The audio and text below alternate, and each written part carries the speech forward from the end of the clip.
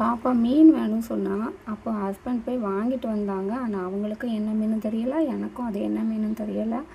அப்புறம் அவங்க கட் பண்ணி கொடுக்கல, எனக்கு கட் பண்ண தெரியலை சொல்லிட்டேன். அப்புறம் என் ஹஸ்பண்ட் தான் கட் பண்ணி கொடுத்தாங்க. அந்த மீன் தான் அது.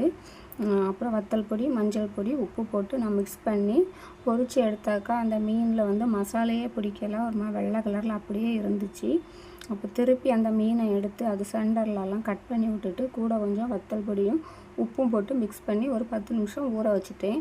நீங்கள் மீன் பொரிக்கும் போது எண்ணெய் வந்து கொஞ்சம் கம்மியாக வச்சே பொரிங்க. ஏன்னா நம்ம அந்த ஆயிலை திருப்பி யூஸ் பண்ண போகிறது கிடையாது. திருப்பி யூஸ் பண்ணோம்னா நமக்கு அது வேறு விதமான நோய்கள், கேன்சர் வர வாய்ப்பு இருக்குன்னு சொல்லியிருக்காங்க. அதனால் எண்ணெய் எப்போவுமே கம்மியாக வைங்க. கொஞ்சம் லேட்டானாலும் ஒவ்வொரு துண்டாக போட்டு பொரித்தாலும் எண்ணெய் கம்மியாக வச்சு பொரிங்க. நான் கொஞ்சம் தான் விட்டுருக்கேன். அதுக்கப்புறம் 2 மீனை போட்டுட்டு அதுக்கு மேலேயும் லைட்டாக கொஞ்சோல எண்ணெய் விட்டுருக்கேன். பொரித்து சாப்பிட்டாக்கா சூப்பர் டேஸ்ட்டாக இருந்துங்க. நீங்கள் இது மாதிரி ட்ரை பண்ணுங்கள். ஓகேவா? Bye, see you.